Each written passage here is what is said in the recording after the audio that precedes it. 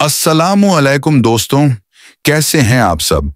उम्मीद करता हूं कि आप सब खैरियत से होंगे और अजीबो-गरीब वाकयात से महफूज होंगे। खौफनाक सच्ची कहानियां जिन्हें सुनकर आपके रोंगटे खड़े हो जाएंगे, तो तैयार हो जाइए क्योंकि रात लंबी है और सच कभी छुपता नहीं। रिक्शा ड्राइवर की आखिरी सवारी।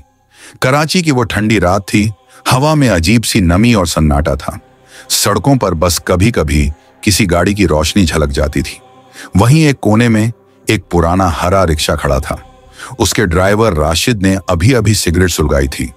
थका हुआ था, दिन भर की मेहनत के बाद सोच रहा था कि अब घर चला जाए, मगर किस्मत कुछ और ही लिख चुकी थी। अचानक सामने से एक औरत आती दिखी। सफेद दुपट्टे में लिपटी, चेहरा साफ नहीं दिख रहा था।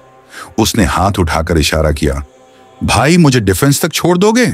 राशिद ने बिना ज्यादा सोचे इंजन चालू किया और रिक्शा बढ़ा दिया। रास्ते भर अजीब सी खामोशी रही। न औरत ने कुछ कहा, न राशिद ने। बस हवा की सीटी और इंजन की घर घर।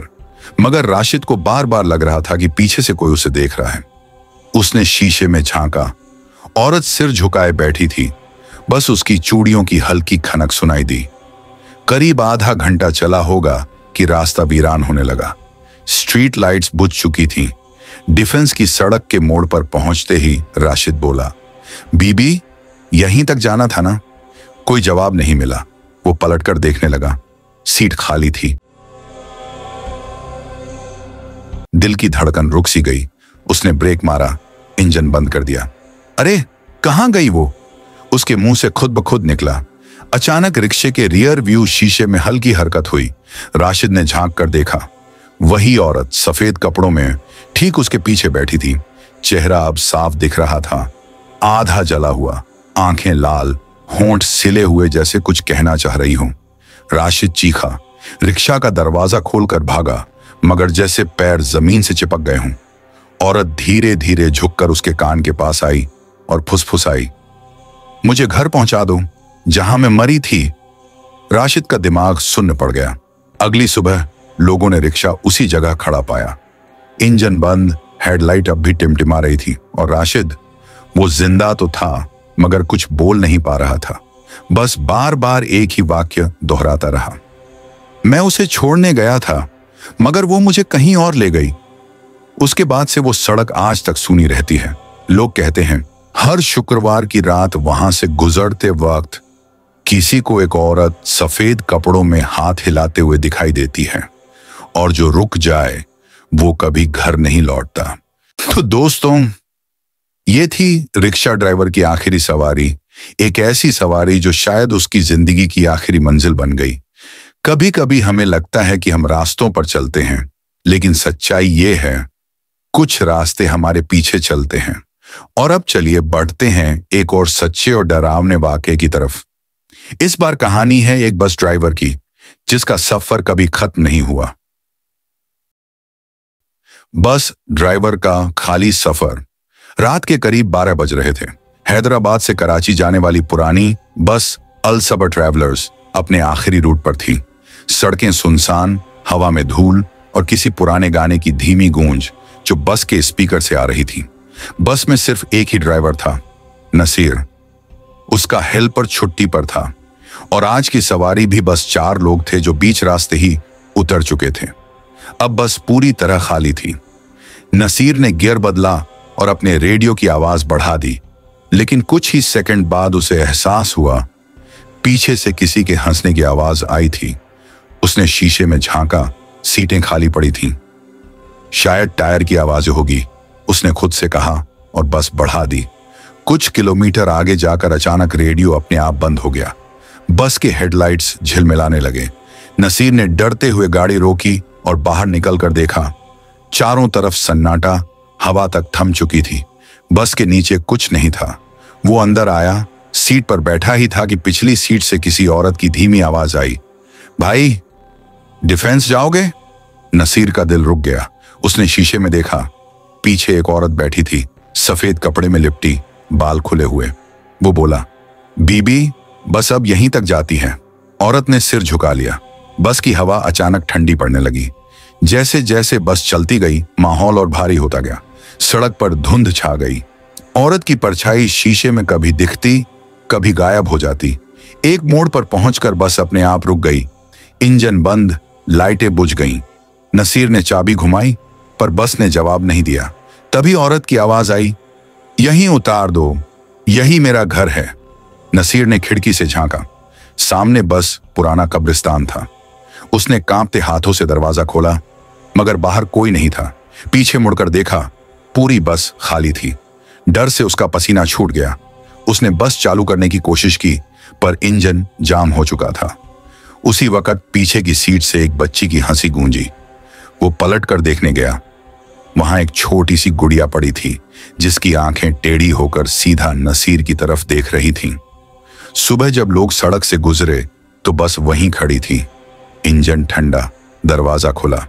ड्राइवर की लाश सीट पर मिली, चेहरा सख्त, आंखें खुली हुई, और बस के रेडियो से वही आवाज आ रही थी, भाई डिफेंस जाओगे?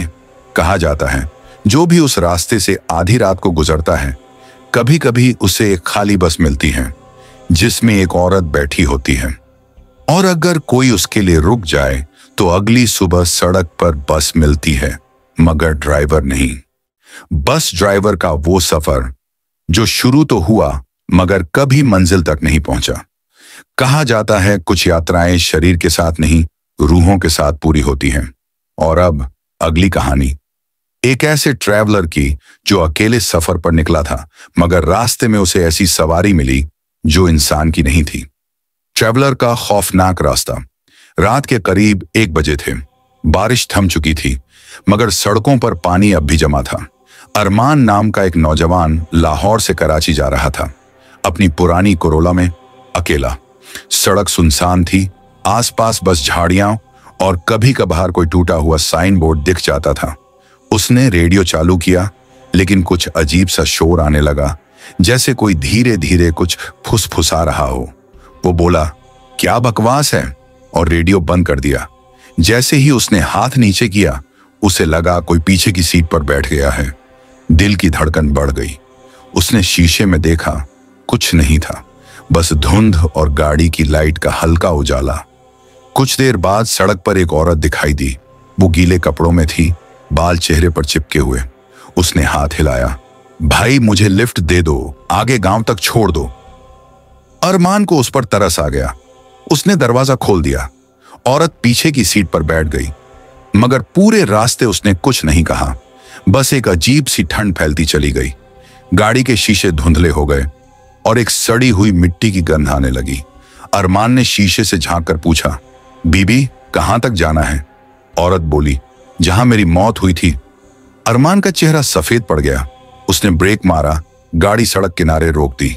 पलट कर देखा, पीछे कोई नहीं था, बस सीट गीली थी, जैसे कोई अभी अभी वहां बैठा हो। उसे डर लगा, मगर हिम्मत करके गाड़ी आगे बढ़ा दी। थोड़ी दूर आगे सड़क के बीचों बीच वही औरत खड़ी थी।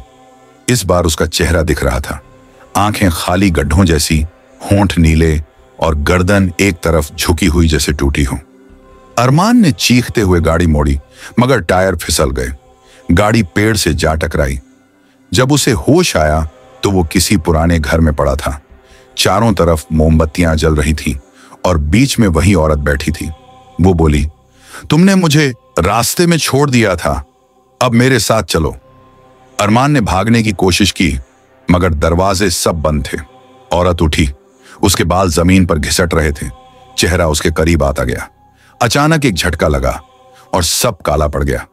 सुबह पुलिस ने उस जगह से एक टूटी हुई कार बरामद की। अंदर अरमान की लाश थी, आंखें खुली हुई और चेहरा किसी गहरी चीख में जमे हुए जैसा। गाड़ी की पिछली सीट गीली थी और शीशे पर कीचड़ से लिखा था, मुझे घर पहुंचा दो। उसके बाद से उस रास्ते को लोग मौत वाला मोड़ कहते हैं। कहा जाता है बरसात की रातों में वहां से जो भी अकेला गुजरता है, उसे कोई औरत हाथ हिलाती नजर आती है, और अगर कोई रुक जाए तो वो भी कभी घर नहीं लौटता। तो दोस्तों, ये थी 3 सच्ची और डरावनी कहानियां जो हमें याद दिलाती हैं कि डर हमेशा अंधेरे में नहीं होता, कभी कभी वो हमारे साथ सफर भी करता है। अगर आपके साथ भी कोई ऐसा सच्चा और डरावना वाकया हुआ है तो हमें जरूर भेजिए, क्योंकि अगली कहानी शायद आपकी ही हो। हम फिर मिलेंगे एक और सच्ची और रहस्यमयी कहानी के साथ। तब तक अपना ख्याल रखिए और कोशिश कीजिए रात में अकेले सफर न करें। खुदा हाफिज।